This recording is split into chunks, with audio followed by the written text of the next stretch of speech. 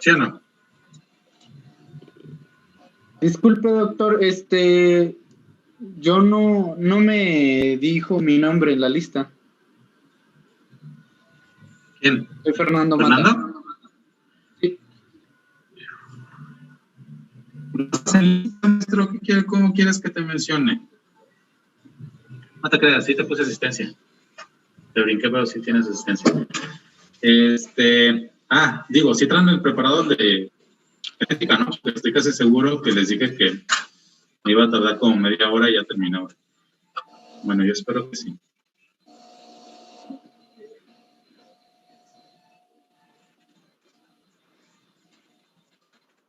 Entonces, embolia, ¿no?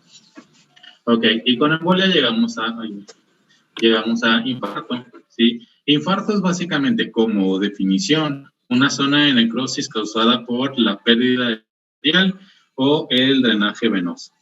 Y ya, eso es infarto, ¿sí? Una cosa es que,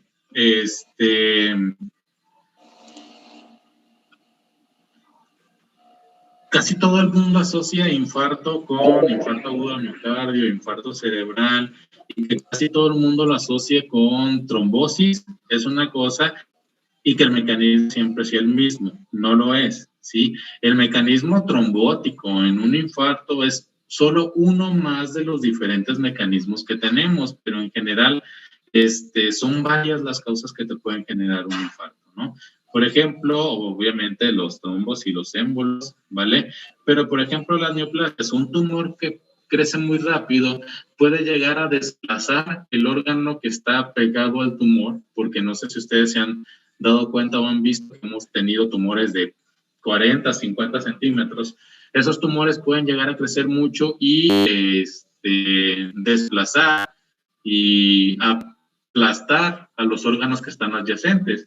Y como los órganos están aplastados, se ocluye el riego arterial y el órgano viable se necrosiza. ¿Vale? En el edema, si se acumula mucho edema en el espacio intersticial, eso puede ocasionar que los pacientes tengan una constricción también del mismo órgano y eso genere la oclusión arterial y por lo tanto un infarto, ¿sí? Algo más común es el saco herniario, ¿sí? Algo sumamente común encontrarlo en México, porque si bien es cierto que a nivel mundial las hernias son sus patologías comunes, estamos hablando de hernia inguinal, que es la más común, ¿sí? En México un paciente tiene una hernia y dice, bueno, me salió una bolita en la ingle, y luego se le empujan y desaparece la bolita y dice, con madres, ya que... Y siguen su vida como si nada, ¿no? Y de repente cargan algo, les vuelve a salir esa bolita y dicen, no, déjame la acomodo, y ya se la avientan, y dicen, huevo, ya está bien, ¿va? Eso en primer mundo, a la primera vez que sale la bolita, sí, acuden a urgencias, programan la cirugía y se realiza en tiempo y forma. En México no, hasta que en lugar de ser una bolita, protruye un poquito más y entonces el paciente dice, no mames, espérame, déjame la acomodo. Y dice, la madre, no mames, ya no puedo. Y ya no se regresa, ¿sí? Porque salió tejido de más y queda estrangulado. Vamos, que esta es la hernia, sale cualquier tejido por aquí y queda estrangulado y esa parte se va a necrosar. Algo sumamente común encontrarlo en nuestro país.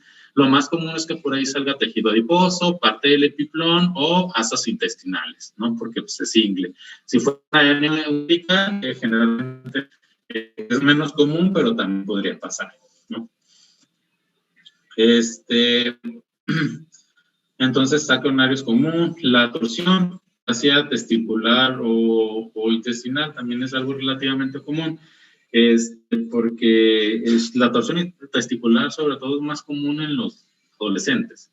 Estamos hablando de un hombre adolescente que le vale madre la vida y entonces cualquier idea que suene arriesgada es una buena idea, ¿no? Y entonces, los traumatismos en el área testicular son relativamente comunes. Lo que pasa en este sentido es que está el testículo y tiene un cordón espermático, ¿no? Entonces, al haber un traumatismo, el testículo se gira, ¿sí? Hace un giro de 180 grados y entonces el cordón espermático, ¿sí? Se gira también y se ocluye el riego arterial. ¿sale? Y se necrosa básicamente todo el testículo. El único tratamiento posible en estos casos, obviamente, es la cirugía. En los vólvulos intestinales, algo más común encontrarlos en los pacientes de la tercera edad, ¿sí? Pues también hay como tal una sobreposición de asas intestinales y eso ocasiona también una oclusión arterial, ¿vale? La rotura del vaso, por ejemplo, también es algo sumamente común, ¿no? ¿Por qué? Porque, no es por asustarlos, pero como en un año ya están en el internado, ¿no? Porque es su primer día del internado y les dijeron, métete cirugía, tú estás bien paniqueado ahí porque el doctor está diciendo groserías y de repente tiemblas, das un diarrea renal y tú, ¡no!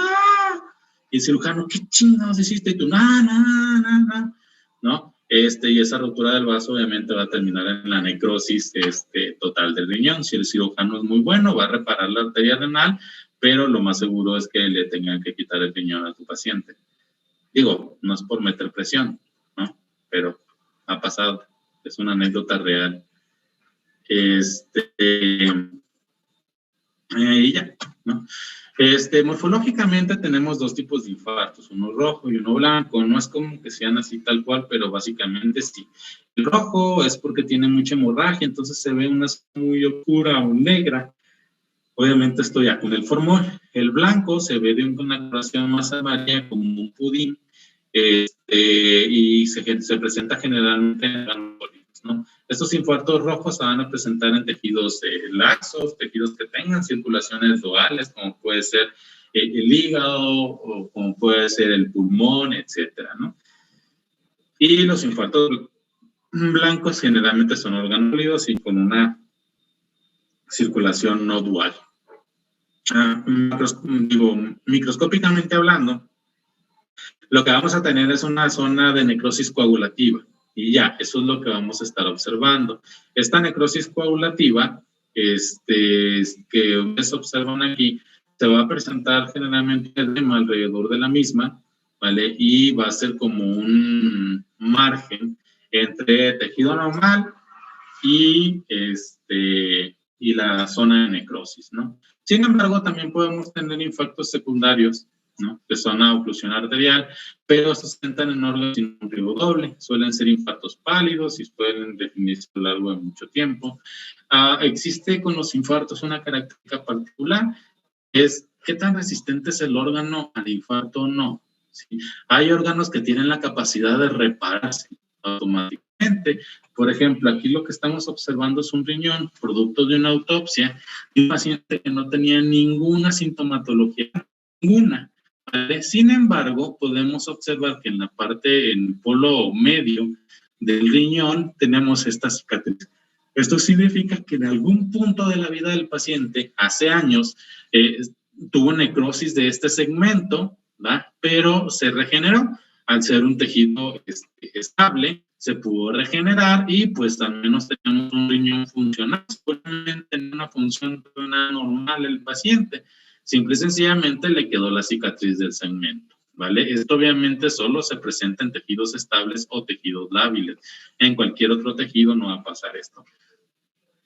Luego, la necrosis por licuefacción o licuefactiva es, ya les había dicho en el primer tema, es exclusiva del sistema nervioso central, no existe en ningún otro lado. Tenemos otra cosa que se llama infarto séptico. Estos infartos sépticos se dan con respuesta a una infección bacteriana, casi siempre, gram positiva, casi siempre, ¿vale? Y es un paciente sometido a una respuesta inflamatoria muy intensa. ¿De qué depende si tu paciente va a vivir, va a morir o va a tener consecuencias importantes a corto, mediano o largo plazo? De diferentes factores. Estos factores son la naturaleza del aporte vascular, ¿vale? Hay órganos, una circulación dual, ¿vale? Que si se, digamos, se tapa o se ocluye una parte de la arteria, tiene algunas otras arterias que pudieran llegar a compensar, ¿sí? Como lo puede hacer, por ejemplo, el intestino, como lo puede hacer el pulmón, etcétera. Pero hay órganos que no pueden hacer eso, ¿sí? Que si tú les quitas el aporte vascular, prácticamente se va a morir, como el riñón, por ejemplo. Si tú haces un trombo tan grande que tape una arteria renal, tu paciente va a tener una necrosis renal total, ¿vale? Luego, la velocidad del desarrollo de la oclusión. Entre más rápida sea la oclusión, más letal o más sintomatología va a tener el paciente. Porque si es una oclusión, digamos, de un crecimiento lento, eso significa que el cuerpo tuvo tiempo de adaptarse a las condiciones antes de que se tapara por completo, ¿no? Luego la vulnerabilidad a la hipoxia. Esto va a depender de qué tanto oxígeno llega y de dónde estamos obteniendo el oxígeno, ¿va? Por ejemplo, en los pacientes con un infarto agudo del miocardio, si lo que se tapó fue la coronilla, entonces el paciente seguramente se va a morir antes de que tú llegues a un hospital de segundo nivel, ¿vale? Si se tapó una rama de la circunfleja o tal vez la circunfleja, entonces, bueno, tal vez le vaya más o menos bien al paciente, ¿sí? O, por ejemplo, en el sistema nervioso central, no es lo mismo que se tape la comunicante anterior o la comunicante posterior que la arteria basilar. ¿Estás de acuerdo? Porque si se tapa la arteria basilar, tu paciente seguramente se va a morir. Si se tapa la comunicante posterior, que tiene secuelas, pero dependiendo de la hemorragia, es la que lo vas a tratar, ¿no? Y por último, el contenido de oxígeno que existe en las... Y entonces, vamos a poner el ejemplo de que tenemos un paciente con un infarto agudo del miocardio, que se llama mujer, Santos se llama.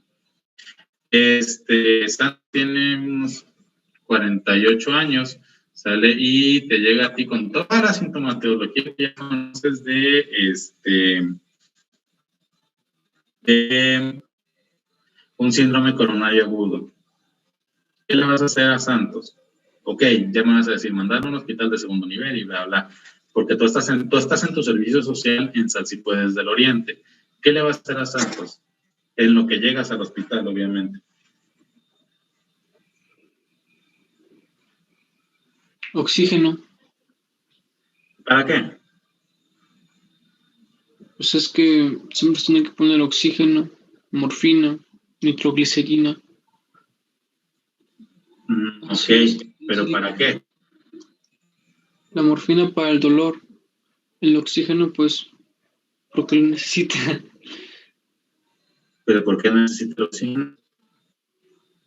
Si respira, o sea, tu paciente tiene tapada una arteria, pero de que respira, respira.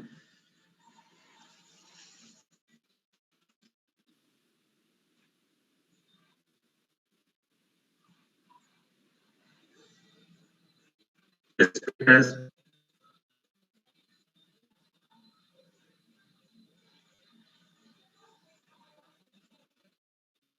¿Cómo es eso, Juliana?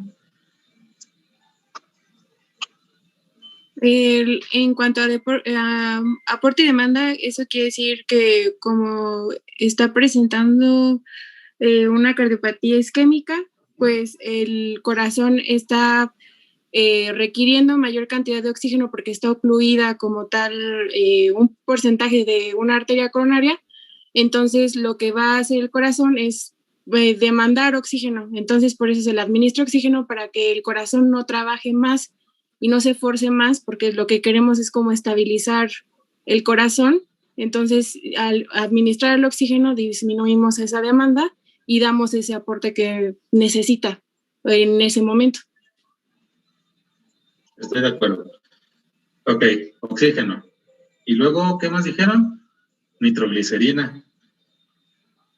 Sí, no dijeron nitroglicerina. Ah, no, primero con la morfina. ¿Para qué? Dijeron que para el dolor. Pero pues se está muriendo. ¿Estás de acuerdo? Pues está muriendo 15 o 20 minutos. Neta, le vamos a poner morfina nomás para que... Doctor, no sé si sea mi internet, pero se está cortando un poquito. Sí. Pues reduciría el estrés también por el dolor. Ajá. Más que nada. Muy bien. Estoy de acuerdo. Y después dijeron nitroglicerina. ¿Por qué?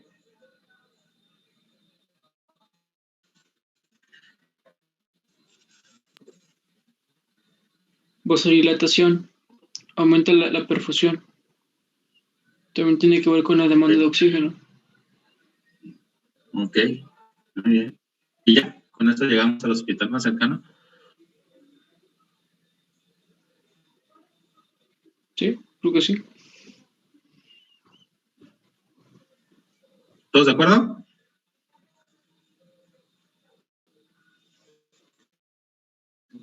Todos los médicos generales hacen ese rollo de mona.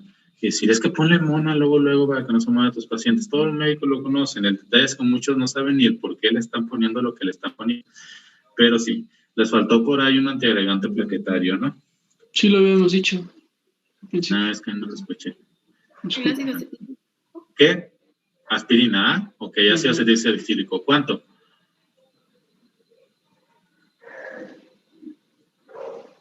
Pues sí, es antiplaquetario a 100 miligramos. Okay. Un poquito más en este caso porque estamos en agudo, pero sí. Ajá. Ojo, que generalmente no utilizamos aspirina Protec, ¿no? Que es la que viene en presentaciones de 100 miligramos. Recuerda que aspirina Protec viene en cápsulas de acción prolongada y no queremos eso, queremos algo que actúe en el momento. Entonces, si da una dosis más baja, que tenga una absorción rápida, ¿no? Y entonces, bueno, ya vamos al shock. Shock es básicamente un estado de, aprende de esto, hipoperfusión tisular sistémica, ¿vale? Puede dar el corazón o el volumen sanguíneo eficaz, ¿ok? Volumen sanguíneo eficaz, ¿sale? Apréndete eso, porque a ti te puede ir con un hipovolémico y tú le puedes meter a tu paciente 3 litros de solución salina o fármaco, cualquier cristaloide, y no significa que tu paciente vaya a dejar de estar chocado.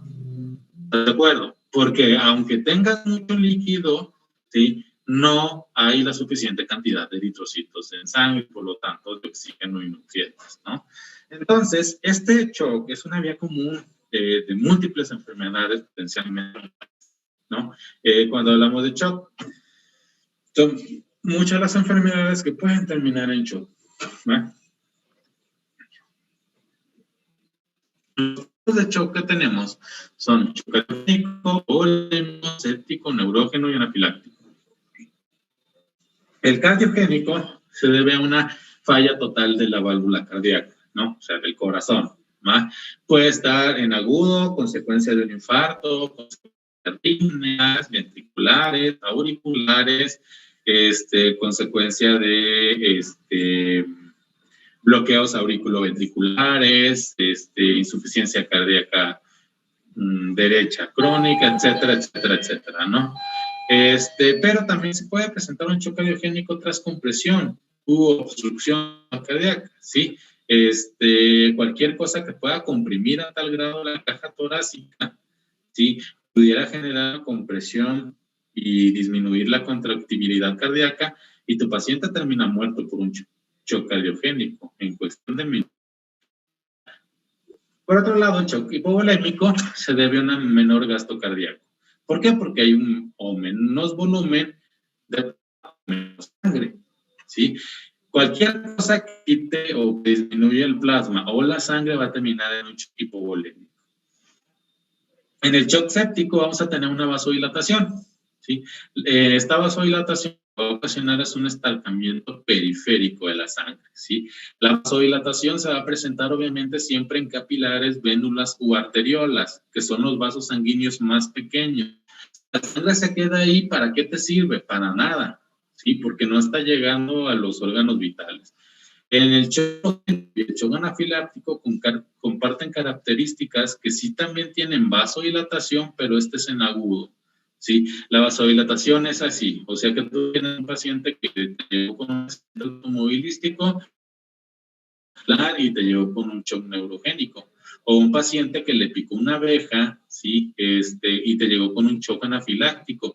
Hace rato me dio risa porque parece que da risa que hace rato dijeron, o creo que fue Monse, cuando le preguntamos qué le íbamos a dar, pues primero quitarle lo que le está ocasionando alergia. Y eso es muy real, porque si a ti te llega un paciente con una picadura de abeja, por ejemplo, le vas a poner su adrenalina, luego vas a quitar todos los aguijones que tenga el paciente, o el aguijón, o los aguijones, ¿sí? Una vez me llegaron a mí en Cruz Roja unos albañiles que un güey pateó una llanta que estaba ahí, y en la llanta, era de las llantas de bandotas de tractor, y en la llanta, dentro de la llanta, había un panal de abejas. Cuando la pateó, obviamente salieron a madres todas las abejas, y nos cayeron 3 albañiles, una grande, pero 3 requirieron atención médica, los otros tenían unos 4 o 5 piquetes de abejas, y ya, afortunadamente tenía estudiantitos de medicina, creo que estaban como en segundo o tercer semestre, que todo les hace gracia. Yo les dije, vayan por unas pinzas y quítenles todos los aguijones, todos, y yo, todos o se mueren. Y los morritos, no mames, no mames. Entonces ya mientras yo le pasaba la adrenalina, ahí están quitándole, y le quitamos más de 350 aguijones de abejas al chavo, pero no se conocía alérgico a las abejas ni nada por el estilo, pero estamos de acuerdo que le picaron más de 300 abejas y la acumulación de la toxicidad era importante y había que tratar. Pero bueno, sobrevivió y los estudiantes estuvieron. Luego, en el shock séptico, sí, generalmente se usa por bacterias, casi siempre eran positivas, después de las gran negativas y posteriormente los hongos, que pueden hacerlo, sí, pero no todos. Aquí lo que pasa es que tenemos un superantígeno generado por cualquiera de estas bacterias que genera citocinas proinflamatorias. El detalle no es que genere citocinas proinflamatorias, el detalle es que genera muchísimas citocinas proinflamatorias, y esta cantidad aberrante de citocinas proinflamatorias es lo que genera un shock séptico, ¿no? Por ejemplo, ahorita tenemos coronavirus y a lo que más miedo le tenemos como médicos es a la disfunción pulmonar, a la microangiopatía trombótica y a la tormenta de citocinas, ¿vale? Por eso son los datos a los que nosotros estamos al pendiente. Un paciente con COVID que tenga fiebre y control es un paciente que necesita valoración médica, fuerza, aunque nada más tenga la fiebre. ¿Por qué? Porque es un indicativo de que hay mucha interleucina 6 y que ya pueda tener una tormenta de citocinas. Los pacientes mueren por ello, ¿no? Entonces, eso es importante. ¿Por qué? Porque muchas citocinas inflamatorias liberan muchos mediadores de inflamación, muchos mediadores de la inflamación activan y lesionan muchas células endoteliales, dañadas generan alteraciones metabólicas importantes como la acidosis, la acidosis y todo lo demás va a terminar en una inmunodepresión del paciente, y esto va a terminar en una falla multiorgánica. Y entonces, después de eso, pues viene la muerte, básicamente. De shock tenemos una inicial, no progresiva, que es la fase inicial del shock, donde el cuerpo, nuestro propio cuerpo, compensa, ¿sí?, lo que sea que esté pasando, que nos esté afectando. ¿Cómo lo hace? Pues porque tenemos un montón de vasoreceptores a lo largo de todo el sistema tegumentario que puede modificar la presión, o bueno, la detecta para que se modifique. Liberan catecolaminas, como muchos de los shock tienen que ver con la vasodilatación, pues las catecolaminas como dopamina, dobutamina, adrenalina, noradrenalina, son vasoconstrictores importantes, y entonces eso ayuda a compensar, ¿vale? Luego el eje testosterona para generar una vasoconstricción también, y la hormona antidiurética. ¿Por qué? Porque como lo que tenemos es poco volumen circulante, pues no tires nada y no orines. Entonces se genera la hormona antidiurética para que el paciente no tenga diuresis y pues se conserve el líquido. Entonces el paciente está taquicárdico, con vasoconstricción periférica y sin orina. Y esas son las razones por las cuales cuando tenemos un paciente hospitalizado, siempre tienes tú que checar todos los días las notas de enfermería. Son importantes. Orinó, ok. Hizo el baño, ok. ¿Vale? Todo eso es importante porque recuerda todas las partes por donde nosotros perdemos líquido. Si tú ves una nota de enfermería y tu paciente en 24 horas no ha orinado, sabes que eso obviamente no es normal, ¿sí? Obviamente en los niños es mucho más, pero en los niños es 30 mililitros de, no mames, orinó 20 mililitros. O 30 mililitros pueden ser la gran diferencia, pero esas son cosas que solo los pediatras entienden. El chiste es que tú tienes que saber el por qué estás monitorizando a tu paciente. No es como que las enfermeras estén nomás ahí de okis tomando signos vitales y anotando esas cosas que la mayoría de los médicos ignoran hasta que su paciente se chocó. Aquí es cuando tú tienes que diagnosticar a tu paciente. Ay, güey, ¿sabes qué? Se está chocando. ¿Sí? Aquí. Más adelante, ok, pues, pero se vuelve todo más complicado. Aquí es donde tú tienes que empezar a actuar. Si continúa, se va a una fase progresiva en donde ya hay una hipoperfusión tisular y ya hay un agravamiento de los trastornos circulatorios. Entonces se genera una dosis porque hay una glucólisis anaeróbica. Como en muchas partes del cuerpo las células no tienen oxígeno, pues nos vamos a glucólisis anaeróbica, lo cual funciona muy bien. El detalle es que uno de sus derivados es el lactato, genera acidosis láctica y esto pues obviamente no es bueno porque genera más vasodilatación y se va a volver un círculo vicioso, ¿sí? Ok, en este punto todavía tú puedes alcanzar a tu paciente tratando de salvarle la vida. Si no, lo único que va a pasar es que va a llegar a esta fase 3, en donde ya hay lesiones tisulares y celulares graves. Todavía puedes salvar, aunque diga aquí irreversible, no es que no puedas salvar la vida a tus pacientes, sí puedes todavía hacerlo. El detalle es que muchas partes del cuerpo murieron, o sea, partes del riñón, partes del pulmón ya tienen demasiado daño y entonces es complicado sacar a estos pacientes de ahí. Histológicamente hablando, por ejemplo, aquí tenemos un riñón, ¿no? En esta imagen de la izquierda. ¿Qué tiene el de la derecha? 2 aciertos en el examen al que me dé el diagnóstico.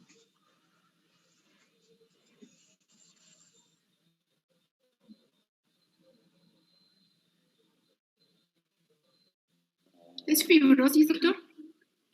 No es fibrosis, se ve un rosa más denso, más fuchsia.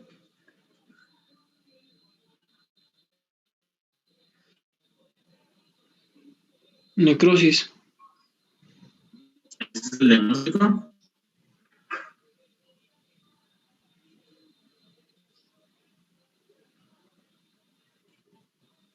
Tubular. Necrosis tubular.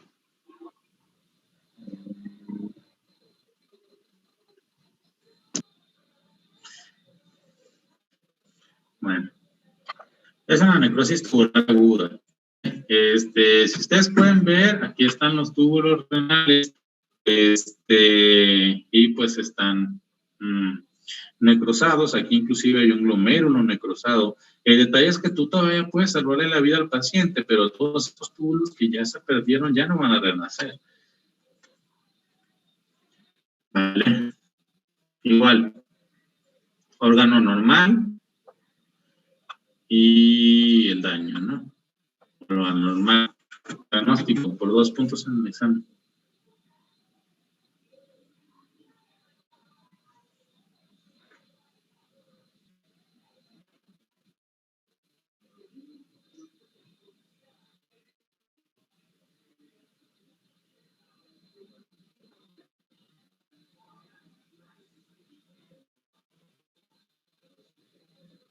Isquemia cerebral, tal vez. No es cerebro.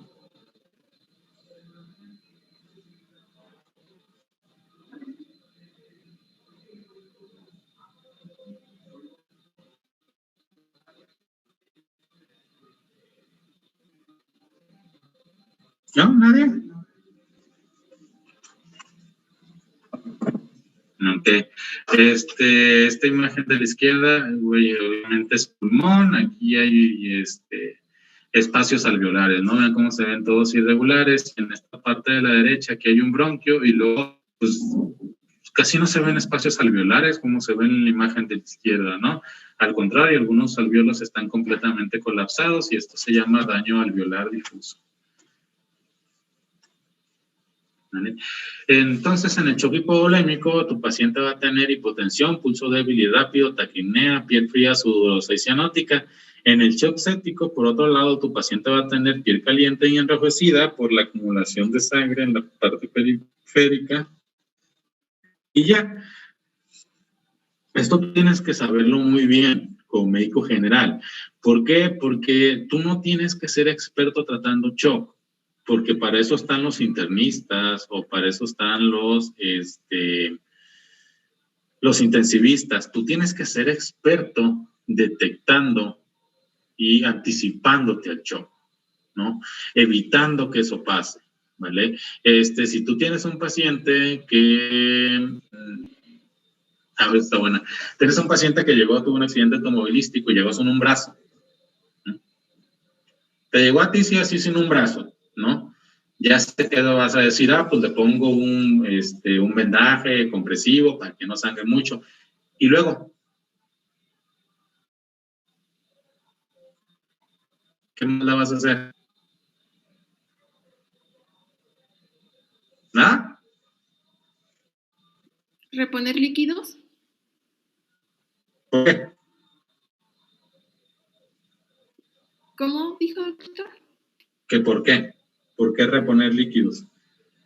Porque puede estar en un choque hemorrágico y pierde mucho líquido. Ok. Porque si no se te va a chocar, ¿no? Le va a dar un choque hipovolémico. Así es como pensamos los médicos. Atiendes un parto, ¿sí? Sacas al bebé, todo bien, pero sigue sangrando, no deja de sangrar. Sí, le mueves al útero para que deje de sangrar, le rezas a todos los dioses en los que creas y no deja de sangrar. En lo que llegas a un hospital, ¿qué vas a hacer? Ponerle líquido, porque tú vas a pensar, no mames, se me va a chocar. Generalmente es lo que piensan, o con tus palabras, ¿no? Yo que soy grosero, sí decía, no mames, vale nada. Pero tú puedes pensarlo como quieras, pero lo piensas, ¿no?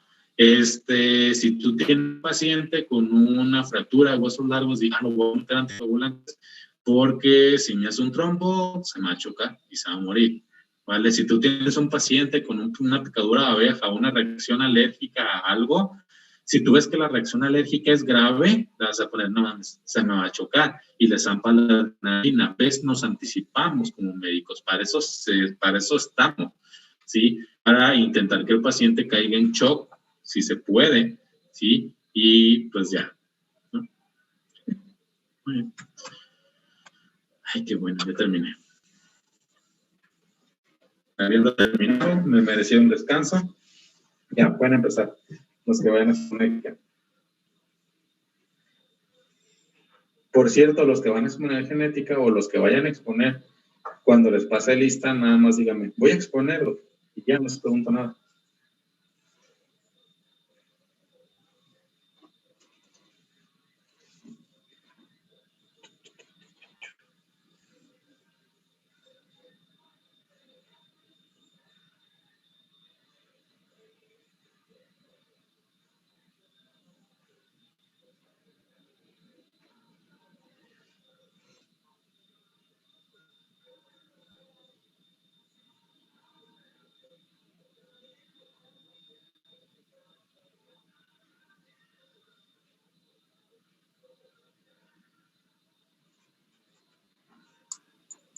Doctor, ¿Qué pasó? es a mi equipo al que le toca exponer, pero todavía no la tenemos completa, nos faltan algunas partes. Pero ¿por qué? Si yo les dije como desde 3 semanas que les iba a tocar ya. Sí, lo que pasa es que también no nos pusimos bien de acuerdo porque no sabíamos cómo íbamos a dividir los equipos. Y como son 2 exposiciones, no nos terminamos de poner de acuerdo nosotros. Entonces hacemos un examen sorpresa. No, o sea, es que todavía no lo terminamos, pero le podemos exponer hasta donde llevamos. Pues hasta las 8.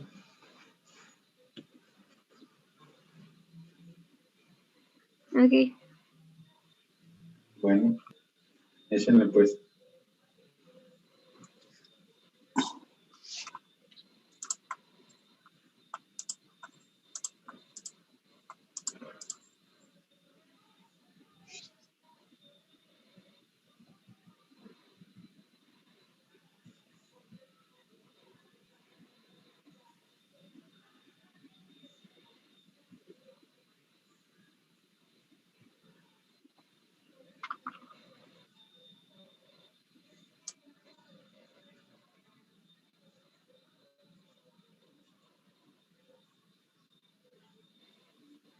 Doctor, Mm, buenas tardes. Perdón, soy Ángel. Es que no sé si le habían comentado, pero un generador de acá por mi casa se había volado.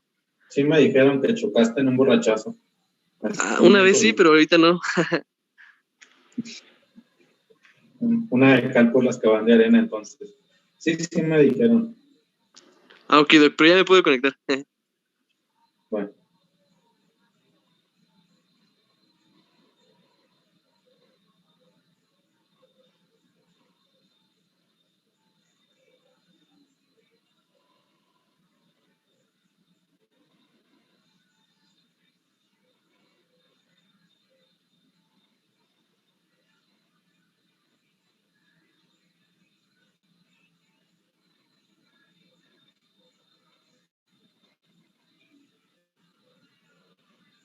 Ya, pónganla en presentación. Ah, muy bien.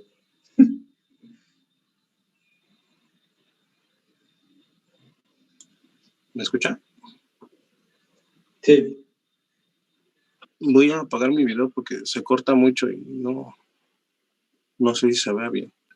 Sí.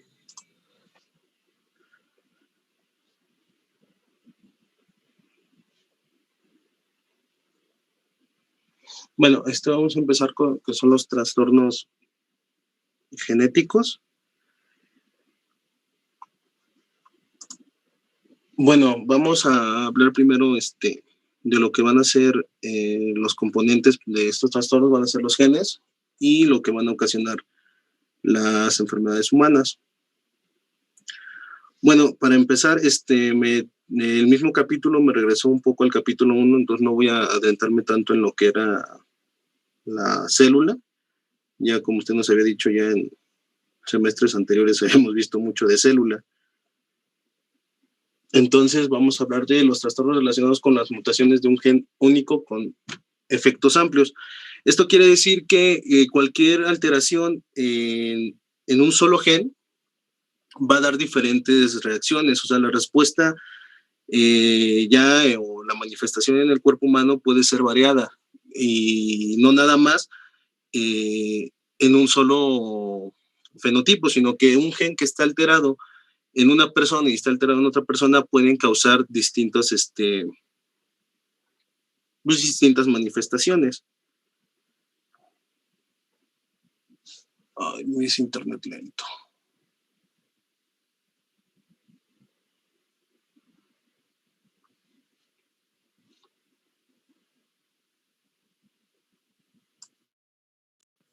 ¿Me escuchan? ¿Me escuchó?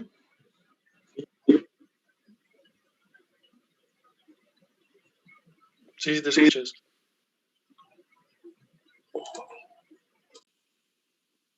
Ya, me decía internet inestable. Bueno, las mutaciones que les decía relacionadas con un gen, pues van a producir enfermedades que ya el mismo gen va a predisponer a las personas a sufrirlas. La mayoría de estas mutaciones y los trastornos van a estar asociados dependiendo el fenotipo o la población con la que esté vinculado.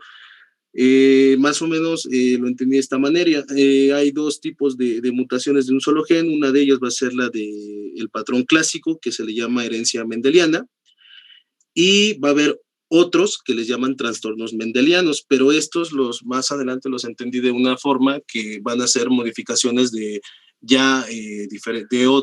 uno o más genes. Para nosotros comprender lo que es la enfermedad genética humana, bueno, vamos a tener estudios de estos genes únicos y las mutaciones que van a dar estos genes. Dentro de lo que es la medicina, pues hay especialidades que se dedican exclusivamente a eso. Y vamos a ver también las respuestas fisiológicas que van a tener estas mutaciones. Va a haber muchos trastornos que le llaman monogénicos. Estos son los más frecuentes en la población. Y, bueno, pone varios ejemplos de algunas enfermedades. Vienen un poco más en capítulos más adelante. Una de ellas va a ser la drepanocitosis. y esta se va a dar más en regiones donde el paludismo es de manera endémica. Va a haber los trastornos cromosómicos de igual manera, que se van a deber a las alteraciones de las estructuras de los cromosomas, lo que son los cromosomas sexuales, y de igual manera son enfermedades monogénicas, son infrecuentes, pero tienen una elevada penetrancia. Esto yo lo comprendí de la forma en que hay genes que van a tener alteraciones más fuertes. Bueno, sí, que cuando se altera un gen va a tener manifestaciones clínicas más fuertes que si se alterara otro gen único. Y ahora viene lo que son los trastornos multigénicos complejos. Bueno, estos son los más frecuentes. Va a deberse a las interacciones entre las variantes de los genes y los factores ambientales. A estos se les van a llamar por polimorfismo. Cada uno de estos genes va a tener un incremento, cuando se modifica va a empezar a incrementar un poco más el que una persona padezca una enfermedad, y de igual manera son los que les decía, ya que cuando participan más de un gen, son los trastornos mendelianos. Esto, lo que son las interacciones ambientales, pues van a ser el resultado de la patogenia de los trastornos. Me lo tomé como un ejemplo, no sé, a lo mejor no sé si funciona este ejemplo, doctor. Una persona fumadora que está exponiéndose mucho a lo que es el humo del cigarro, va a empezar a modificar la estructura de las células del aparato respiratorio. Entonces va a llegar el momento en que va a haber una exposición muy larga a estos cambios ambientales, y pues, obviamente va a ocasionar una enfermedad. Una de ellas pues, puede ser desde el cáncer de garganta, el cáncer de lengua, cáncer de boca, hasta el cáncer pulmonar. No sé si está bien ese ejemplo, doctor. Sí, aunque hay otros más simples como la contaminación, por los que viven en ciudades que están muy contaminadas, por radiólogos o que trabajan con energía ionizante. Pero pues sí, también el tabaquismo podría funcionar, solo que para generar una mutación, un cambio genético importante, necesitaríamos tener un paciente con más de 30 años de tabaquismo, más de media caja al día. Pero sí podría ser. Entonces, otro ejemplo que se podría utilizar son las personas, como ahorita decía, que están expuestas a la contaminación, son los que pueden servir un EPOC, ¿no? Pero también las personas que están expuestas que están mucho tiempo en el sol, también ellos generan alguna alteración en la codificación de sus células, ¿no? Sí, también podría ser eso una opción. Y la enfermedad que se termina manifestando es un melanoma. Bueno, sí. Les decía, dentro ya de estos trastornos multigénicos, también va a haber algunos factores de riesgo que debemos tomar en cuenta. De los factores de riesgo más frecuentes que tenemos que tomar en cuenta en la clínica va a ser la arteriosclerosis, pacientes con diabetes mellitus, la hipertensión y las enfermedades autoinmunitarias. Nosotros sabemos, las personas que tienen alguna enfermedad autoinmunitaria pues van a ser más susceptibles a tener respuestas de autoataque a su organismo.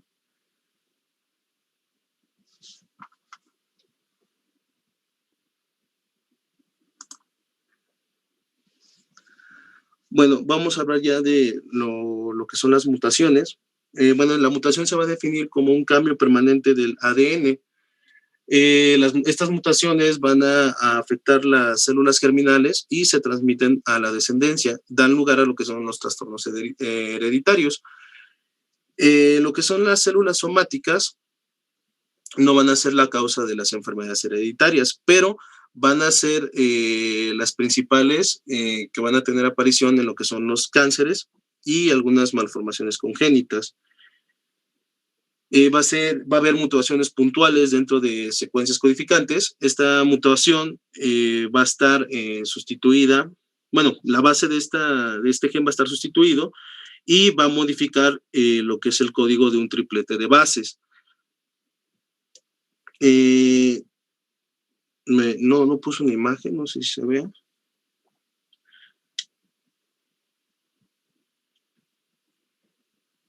Bueno, las mutaciones van a tener lo que es cuando viene la replicación del ADN, hay unas proteínas que van a estar encargadas de estar modificando de estar replicando estos tripletes.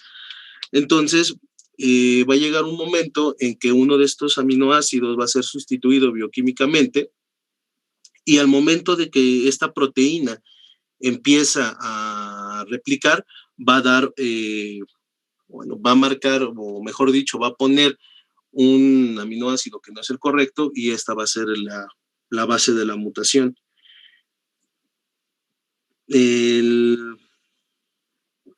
Lo que es en la cadena del ADN, lo que les hablaba del triplete de nucleótidos, al momento de que está el ARN mensajero, cuando lo empieza a replicar, va a modificar lo que es la valina, me parece que se llamaba, y esta sustitución pues, va a alterar las propiedades físico-químicas, un ejemplo en la hemoglobina, y esto va a ser lo que causa la anemia drepanocítica.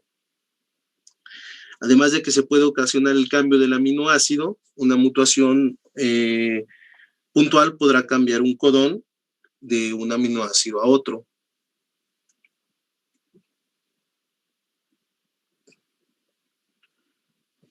No se ve la imagen, ¿verdad, doctor? No. Déjenme ver.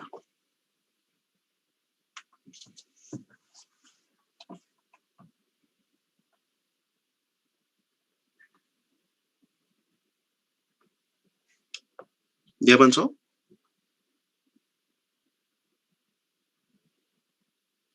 ¿Me escuchó? Sí, sí te escuchas, pero no ha avanzado.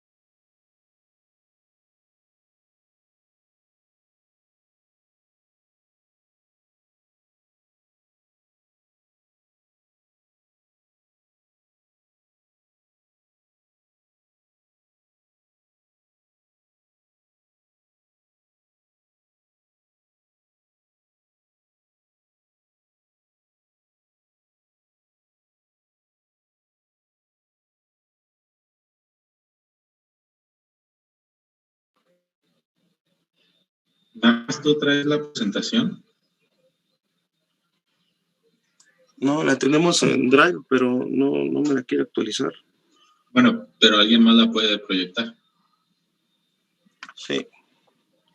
Pero se supone que ya estoy compartiendo. ¿No? No. Aquí me dice que ya estoy compartiendo y me quito la pantalla. Sí, ya. Ah, ya se ve la imagen, ¿verdad?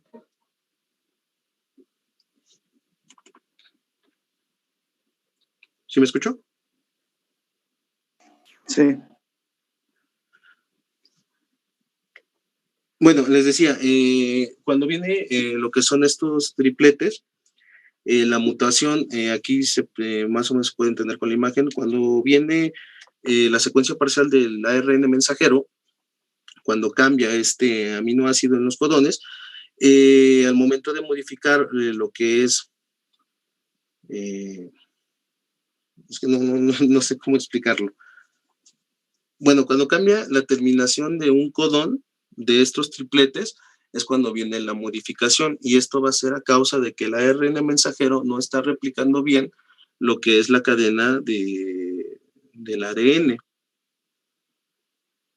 Sí, me di a explicar un poco.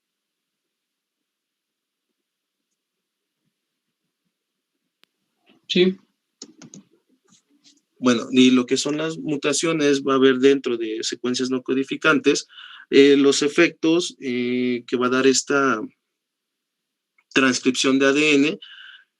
Si nosotros recordamos, cuando el ADN se está replicando, va a llegar un momento en que de forma natural, si en la misma replicación se encuentra un error, hay una proteína que se va a encargar de corregir ese error, o ya sea que destruya esa parte del ADN o modifique o cambie ese aminoácido que no se está replicando de forma correcta. Entonces, va a haber esas mutaciones que son las deleciones puntuales, y cuando no se logra esta delección puntual, entonces es cuando viene la modificación, o mejor dicho, la mutación. Esto va a ser un ejemplo que hay es en las anemias hereditarias, y son las denominadas talasemias. Va a haber también mutaciones puntuales dentro de los intrones, y esto va a que al momento de que se esté replicando el ADN, les decía, va a interferir con lo que es el proceso normal de lo que vendría siendo la eliminación de este error en la replicación genética.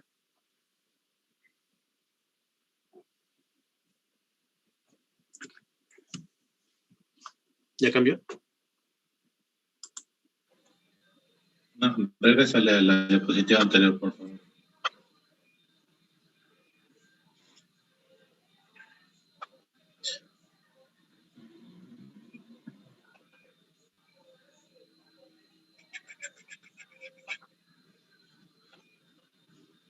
Ok, miren, lo que está pasando en esta parte de aquí es que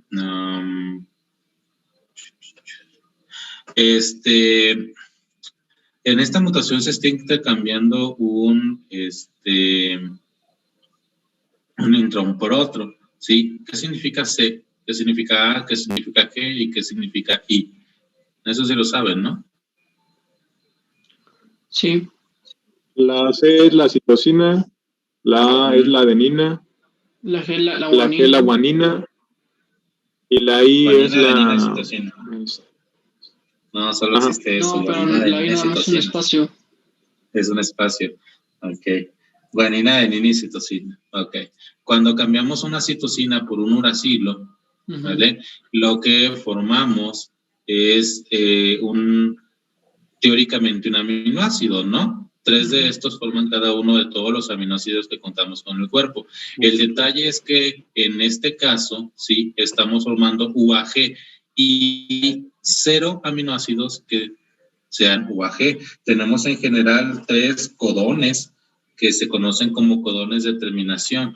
Estos codones de terminación se llaman UAG porque no hay ningún aminoácido que codifique o que tenga esa terminación UAG. UA.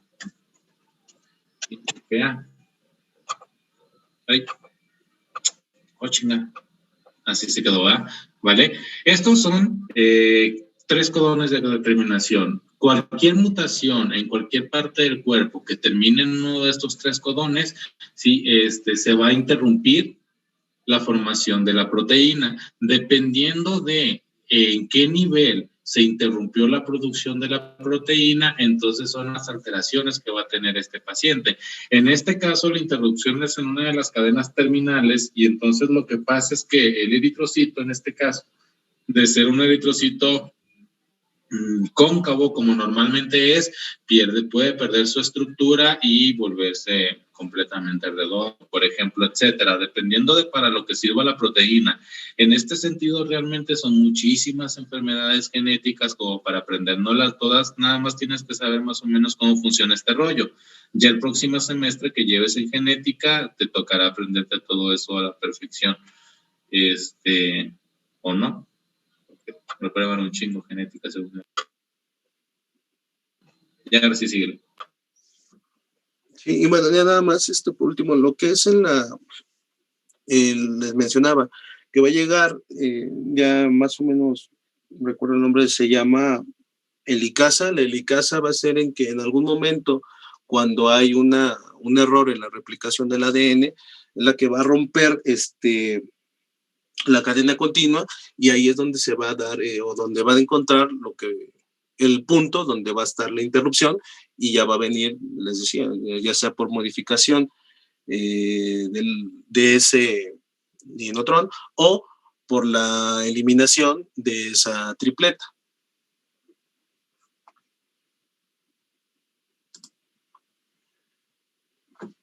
Ay.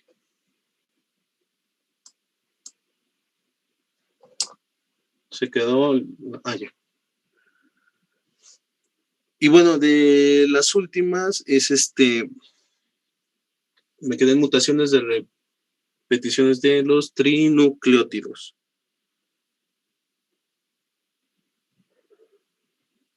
Sí, ¿no? Bueno, estas mutaciones de las repeticiones va a estar dentro de una clasificación especial de una alteración genética. Estas se van a caracterizar porque tienen una amplificación de la secuencia de los 3 nucleótidos. Esta secuencia, al momento de amplificarse, pues va a dar de distintas manifestaciones clínicas, y la mayoría de las secuencias que van a estar afectadas van a estar con los nucleótidos de la guanina y la citosina. Un ejemplo que leí era el síndrome del cromosoma X frágil. Va a dar, ahorita como nos había puesto el doctor, una secuencia de los neutrones. El que va a dar una secuencia que es citosina, guanina, guanina. Y esto, dentro de un gen llamado del retraso mental familiar 1, que es la enfermedad de FMR1.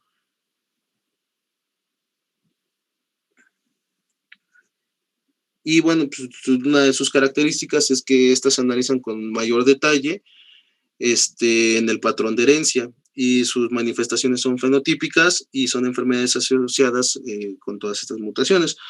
De una forma muy general, pues, las mutaciones van a interferir con la expresión génica y puede ser a cualquier nivel de la replicación del ADN. En la transcripción, les decía, se pueden suprimir por la elección génica, y cuando no se llega a corregir este error, pues el procesamiento va a ser ya normal del ARN, y esto va a generar que mientras se siga replicando esa cadena que ya está alterada, no va a haber algo que la regrese a su estado natural.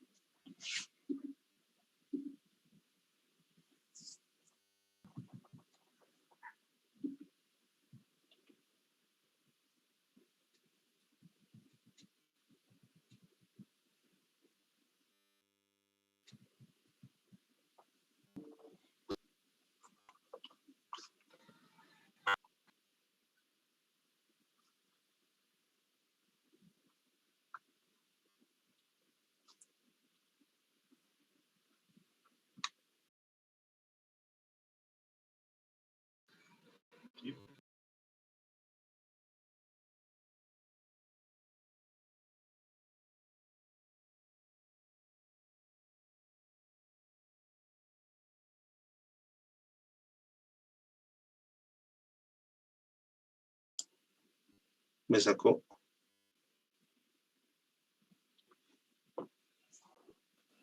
Sí, te escuchas, ya se ve la presentación.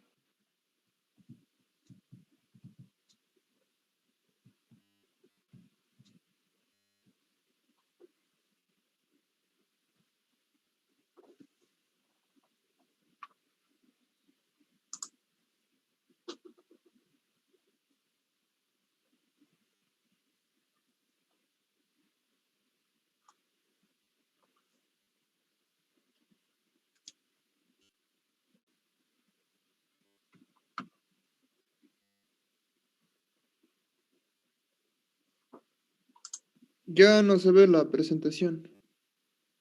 Me marca internet inestable.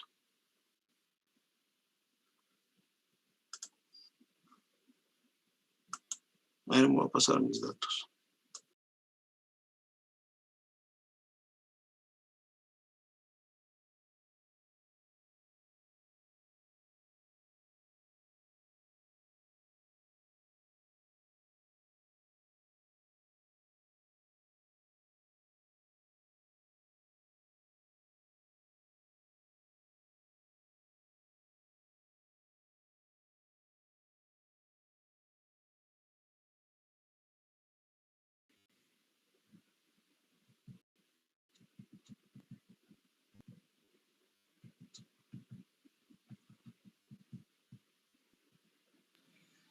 Bueno, ya el que siga de él o cualquier otro de su equipo exponga su parte y ya sigan adelante.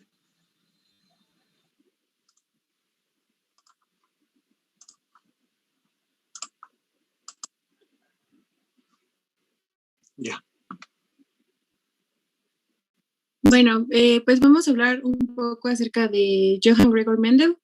Y como sabemos, desde que estábamos en secundaria, pues nos llegaron a hablar un poco de él. Y él fue un biólogo austriaco. Su padre era veterano de las guerras napoleónicas y su madre la hija de un jardinero. Tras su infancia marcada por la pobreza y penalidades, en 1843, Johann Gregor Mendel ingresó en el monasterio agustino cerca de Brunn, donde tomó el nombre de Gregor y fue ordenado sacerdote en 1847. Residió en la abadía de Santo Tomás y fue enviado a Viena, donde se doctoró en matemáticas y ciencias.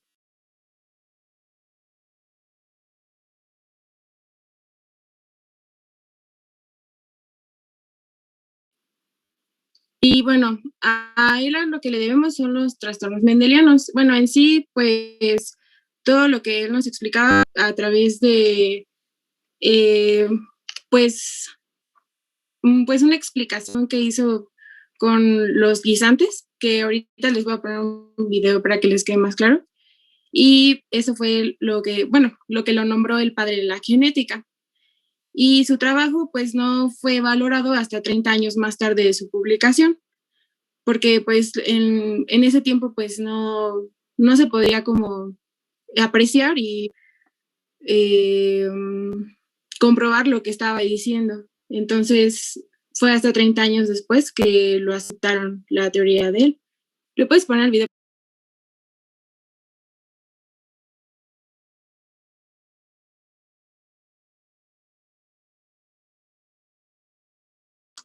¿Se ve el video?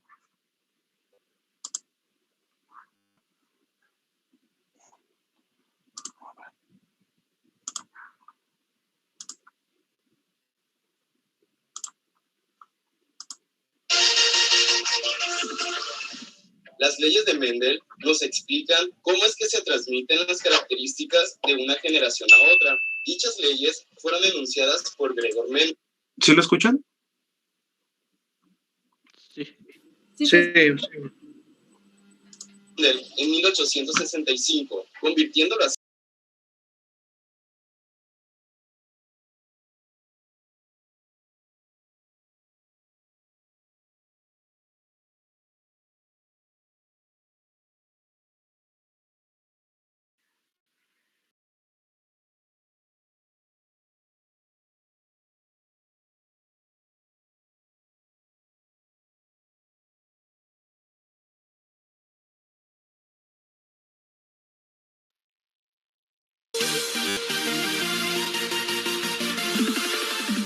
Las leyes de Mendel nos explican cómo es que se transmiten las características de una generación a otra. Dichas leyes fueron enunciadas por Gregor Mendel en 1865, convirtiéndolo así en el padre de la genética. Estas leyes de Mendel son tres, que también se le conocen como los 3 mandamientos de la genética.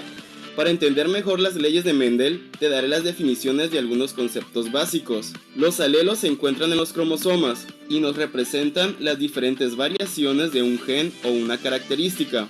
Un individuo hereda 2 alelos para un mismo gen o característica, un alelo del padre y otro de la madre. Los alelos dominantes son los que determinan las características visibles y los alelos recesivos son los que tienen menos probabilidad de determinar una característica. Si hay un alelo dominante con uno recesivo, será el dominante el que predomine sobre el recesivo. Y para que una característica recesiva pueda ser visible, se necesita un alelo recesivo con otro recesivo. Homocigoto es cuando ambos alelos son idénticos y heterocigoto cuando ambos alelos son diferentes. Al hablar de genotipo, nos referimos a la información que se encuentra en los genes y por lo tanto no podemos ver a simple vista. El fenotipo son las características físicas de un individuo que podemos observar a simple vista, como la altura, color de ojos o la piel, etc. Mendel, en sus experimentos, cruzó chícharos de diferentes variedades y llegó a las siguientes conclusiones. Primera ley o ley de la uniformidad. establece que al cruzar dos individuos de razas puras, toda su descendencia en la primera generación será fenotípicamente y genotípicamente igual. Al hablar de razas puras, nos referimos a que ambos alelos son iguales, ya sean dominantes o recesivos. Mendel cruzó un chícharo amarillo homocigoto dominante con un chícharo verde homocigoto recesivo. Para visualizar mejor cómo se distribuyen los alelos en los descendientes, se utiliza el cuadro de Punnett. Primeramente, debemos asignarle una letra para el alelo del color del chícharo. Para esto utilizaremos la letra que nosotros queramos.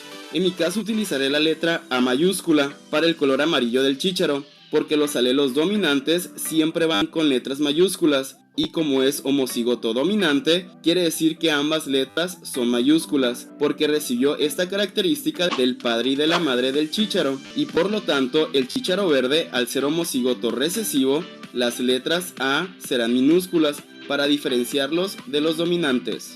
De un lado ponemos los alelos de nuestro chícharo amarillo dominante, A mayúscula y A mayúscula. Y del otro lado, las letras minúsculas del chícharo verde, no importa el orden en que lo hagas. Al cruzar estos chícharos, sus descendientes en la primera generación pueden ser que se junte este alelo A mayúscula con este alelo A minúscula, este alelo A mayúscula con este alelo A minúscula, este alelo A mayúscula con este alelo A minúscula, y por último este alelo A mayúscula con este alelo A minúscula. Como podemos ver, todos los descendientes tienen el alelo dominante amarillo, así que fenotípicamente el 100% de los descendientes serán de color amarillo, y genotípicamente todos son heterocigotos. Y a pesar que todos los descendientes son amarillos, en sus genes tienen el alelo recesivo del color verde. A la segunda ley de Mendel se le llama ley de la segregación. Establece que el gen recesivo se va a expresar en la segunda generación en una proporción 3:1. Esta ley simplemente nos dice que si cruzamos dos chícharos que obtuvimos de la primera generación, vamos a obtener un chícharo verde porque se va a encontrar con los dos alelos recesivos. Hacemos el cuadro de Punnett. Ponemos a los alelos del primer chícharo aquí y a los alelos del segundo chícharo acá, y hacemos la cruza. Esta A mayúscula con esta A mayúscula nos dará un chícharo amarillo homocigoto dominante. Esta A mayúscula con esta A minúscula nos dará un chícharo amarillo heterocigoto. Esta A minúscula con esta A mayúscula nos dará otro chícharo amarillo heterocigoto. Las reglas de la genética nos dice que siempre debemos poner las letras mayúsculas primero y después las minúsculas. Esta A minúscula con esta A minúscula nos dará un chícharo verde homocigoto recesivo. Recordemos que para que se exprese una característica recesiva se deben encontrar ambos alelos recesivos, y como podemos observar, se cumple la proporción 3:1 de esta ley, al obtener 3 chícharos amarillos y 1 verde. Tercera ley o ley de la transmisión independiente. Mendel concluyó que hay rasgos heredados que se obtienen de manera independiente unos de otros, por lo tanto no tienen un patrón establecido y no afecta con la transmisión de otros rasgos. Esta ley se cumple con los genes que se encuentran en diferentes cromosomas o están en zonas muy separadas en el mismo cromosoma. Para explicar esto, Mendel, además del color amarillo y verde de los chícharos, también cruzó variedades con otras características como la piel lisa y rugosa. Entonces tenemos un chícharo amarillo de piel lisa. Estoy utilizando la B mayúscula para indicar que lo liso domina sobre lo rugoso. Otro chícharo amarillo pero con piel rugosa. Uno verde con piel lisa y otro verde de piel rugosa. Los cruzaremos entre sí como lo hemos venido haciendo para observar las distintas variaciones.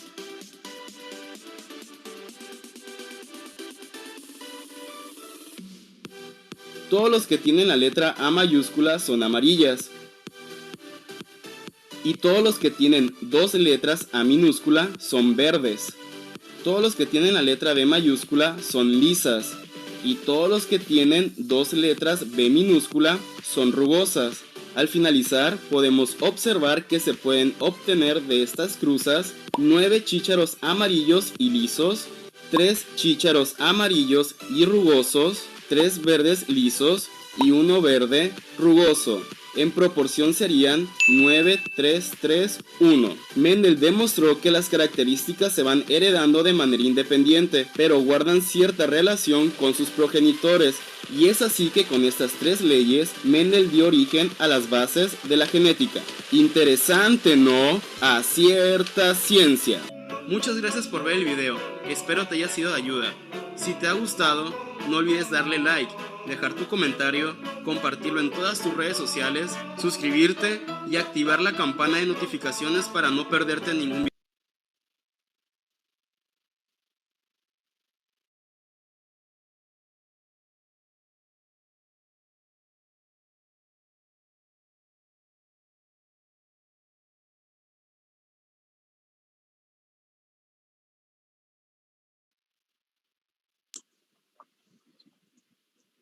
Bueno, ya como explicaba el video, ya podemos entender entonces lo que es los rasgos dominantes y los rasgos recesivos. Lo que explicaba más o menos el video, se dieron cuenta cuando aparecía que al final había más chícharos, lo que eran amarillos lisos, que la dominancia era de que fueran amarillos. Entonces esto ya se tiene, bueno, al momento de replicarse o de que se esté compartiendo esta replicación, se le va a llamar condominancia. Esto va a tener, ya en lo que es la herencia, va a tener histocompatibilidad con los antígenos de los grupos sanguíneos. Y bueno, cuando hay un gen que ya está mutado, este gen, como les decía en un inicio, va a causar diferentes manifestaciones. Esto le vamos a llamar pleiotropismo. Esto va a también dar lugar a lo que son los rasgos de la heterogeneidad genética. Un ejemplo también que ponía era la anemia drepanocítica, que es un ejemplo del pleiotropismo. Y bueno, pues los trastornos mendelianos, les decía, se van a deber a las mutaciones de genes aislados y van a tener una repercusión importante. Y cada individuo es portador de 5 a 8 mutaciones potencialmente perjudiciales. El 80% son hereditarias y las demás se van a presentar mutaciones de manera, ¿no? O sea, nuevas, pues.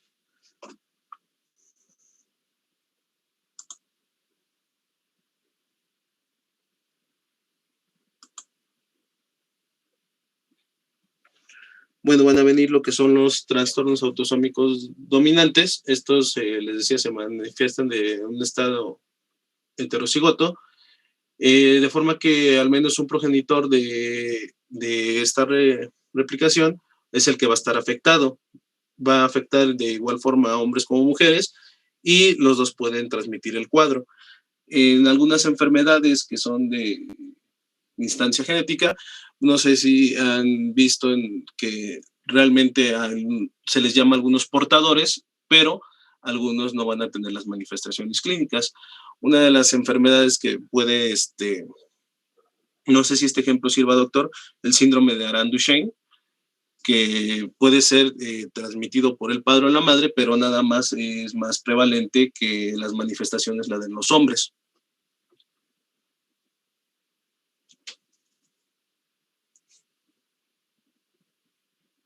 Doctor.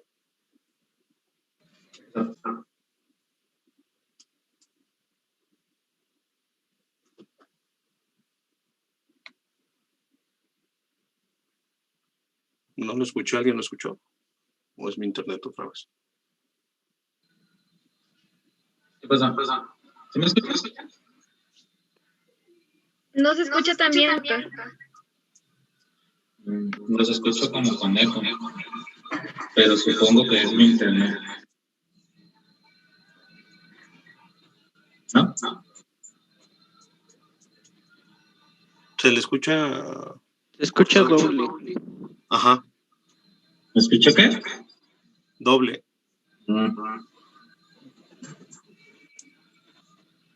Bueno, pero me entiende. Sí, ahorita sí, ahorita ya se le escucha. Ok, bueno, ¿qué pasó? Les decía que, que algunas enfermedades cuando ya son heredadas, muchas veces ya sea el padre o la madre pueden ser los portadores del gen alterado, pero al momento de que es heredada solamente lo va a manifestar el que tiene el gen recesivo. Me ponía como ejemplo la enfermedad de Arend-Duchenne, que lo puede transmitir el padre o la madre, pero el que va a dar las manifestaciones clínicas ya heredadas nada más va a ser el hombre. Sí. Sí, eso es correcto. Ya no voy a hablar porque me escucho bien gente.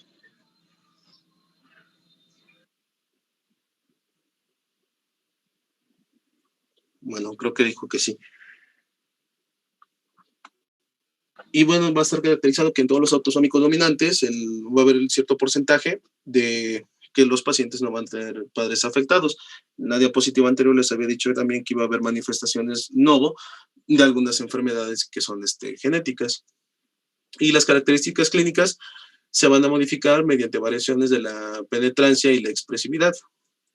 Lo que les decía, la penetrancia pues va a ser la fuerza con la que va a estar esta modificación o esta mutación.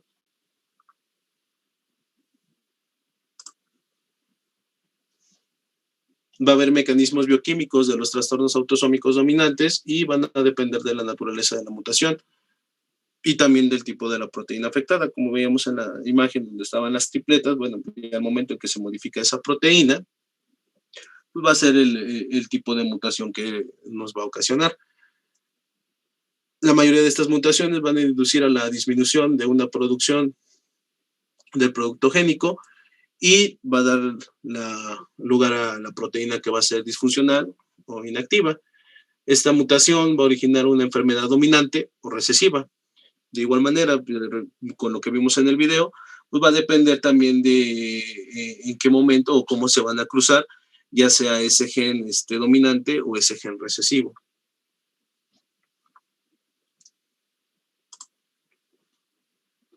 Muchas de las enfermedades autosómicas dominantes van a estar derivadas de las mutaciones perjudiciales y van a incluir un número reducido de patrones familiares.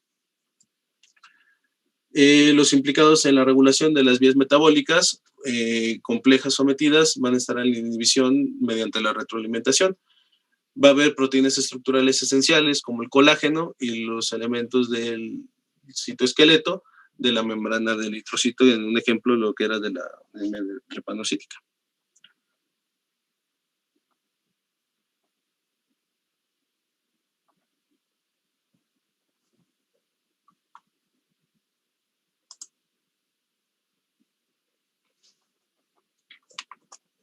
Bueno, también vamos a tener lo que son los trastornos autosómicos recesivos. Y estos trastornos autosómicos que van a ser los recesivos van a representar al grupo más amplio de trastornos mendelianos. Estos se van a producir cuando van a mutar los dos alelos de un locus genético determinado. ¿Sí? ¿Me escucho con eco? Es que me escucho como doble. Un poquito, Monse.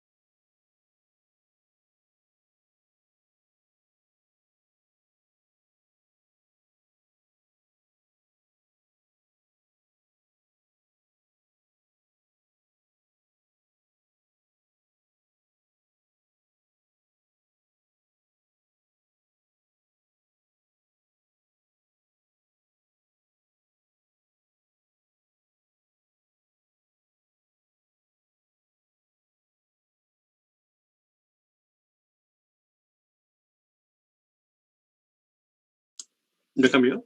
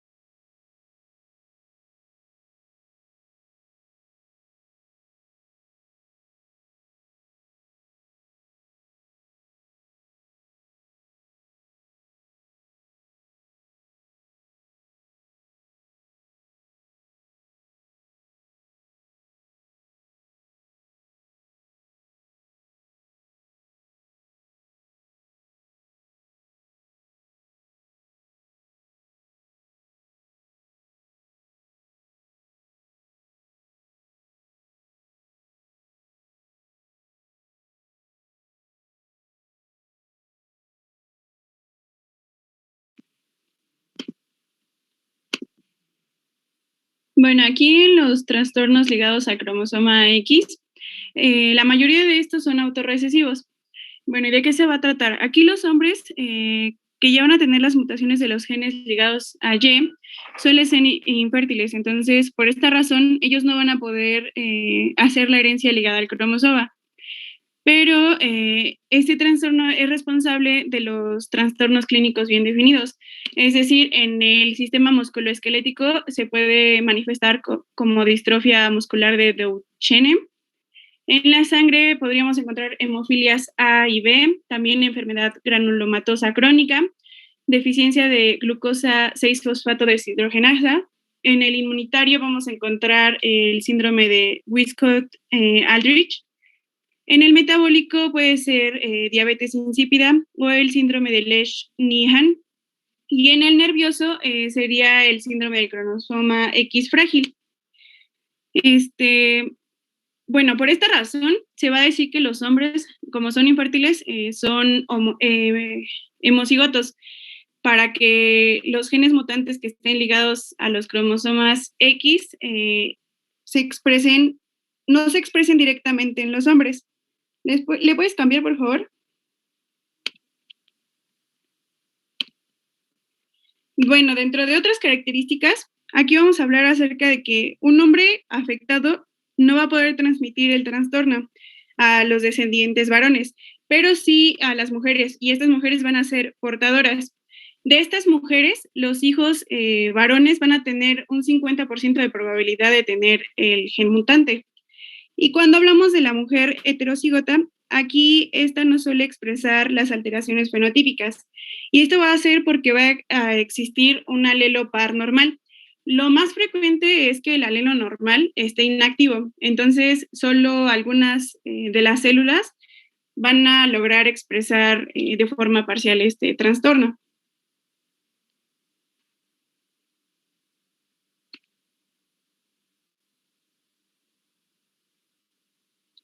Bueno, ya cuando hablamos acerca de los que están ligados al cromosoma X y son dominantes, estos son pocos, o sea, infrecuentes, y estos se deben principalmente a que los alelos dominantes van a estar asociados a una enfermedad en el cromosoma X. Y estos sí se pueden transmitir por la mujer heterocigota afectada y va a afectar a la mitad de los hijos varones y a la mitad de sus hijas. Y por parte del padre que va a estar afectado, todas las hijas van a estar afectadas, pero aquí los varones pues no van a estar. Entonces, esto solamente se da siempre y cuando pues la madre no esté afectada, en el caso del padre afectado.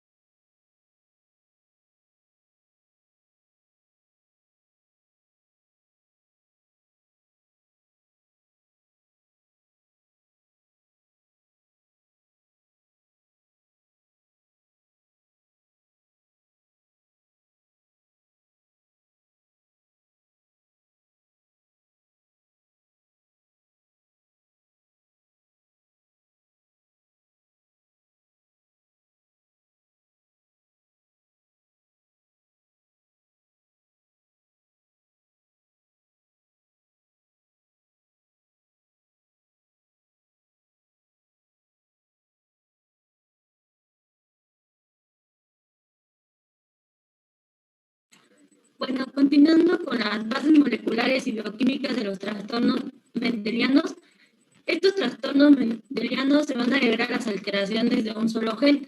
El defecto genético puede coincidir la forma de una proteína normal o una reducción en la fabricación del gen. Vamos a tener varios tipos de proteínas que pueden afectar a los trastornos. Medio raro, ¿No me escucho?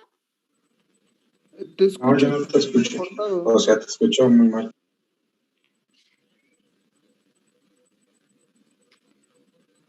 Ay, es que creo así es mi internet, pero está así de feo, porque yo igual lo escucho como picortantes. A ver, voy a seguir leyendo y me dicen si sí me escucho o ya no. Por favor. No, ni siquiera te pude entender a la explicación que diste, solo entendí algo de internet chafa. No, mejor aquí le dejamos y le seguimos la próxima clase. Sí, doctor, es que está fallando mucho mi internet. ¿Por qué? Está chafa. Ok. ¿Saben cuándo está programado el examen?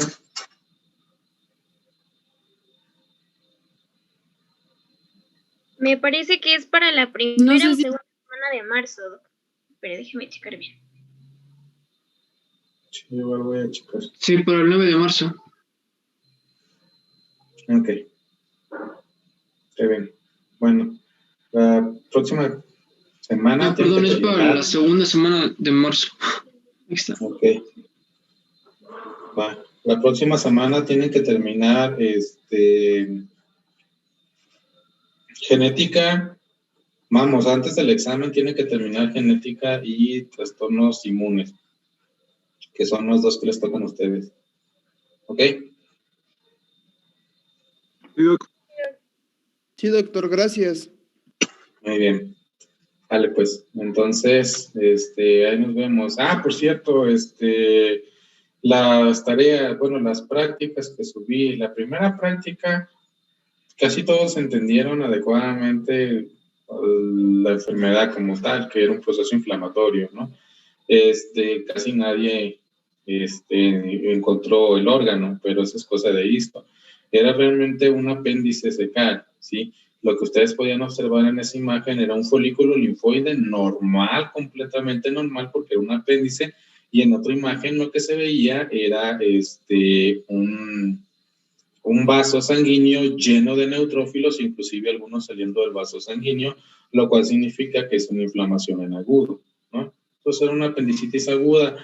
Para los que dijeron CUSI, Crohn, etcétera, hablar de enfermedades inflamatorias intestinales es muy difícil como para ponérselos en una práctica así de entrada. Entonces, no, requieren mucho más cosas que solo inflamación. Y la segunda, creo que muchos de ustedes sí la tuvieron correcta, realmente estaba muy fácil, sobre todo porque traía una imagen macroscópica, la cual, por cierto, es hermosa. Sí, en la imagen macroscópica lo que estamos viendo es un vaso sanguíneo cortado por la mitad, bueno, con cortes transversales, en donde se ven placas de ateroma. Eso amarillo que ustedes ven son las placas de ateroma que tiene el paciente, y entonces histológicamente hablando, lo que se ve después, obviamente, pues es un trombo, ¿no? Que se ve ahí dentro de un vaso sanguíneo. Entonces, como sé que le hayan puesto trombosis, etcétera, en este caso era de un paciente que ya le habían hecho una amputación porque ya tenía insuficiencia vascular crónica importante y pues ya no quedaba más que amputarle la extremidad, pero a los cortes se ve muy, muy, muy, muy bien todas estas placas de ateroma. De hecho, lo que me llamaba la atención es que el paciente ni siquiera tenía obesidad. Era un paciente con un índice de masa corporal relativamente normal. Para todos aquellos que dicen, es que estoy delgado y mis triglicéridos y mis colesterol obviamente van a estar bien, pues no. Eso debe ser un buen ejemplo, pero las imágenes macroscópicas están muy bonitas. Bueno, espero que les hayan gustado. Habiendo dicho eso, ya voy. Gracias, doctor. Gracias, Doc. Nos vemos, Doc. Bye. Gracias, que pase buena noche.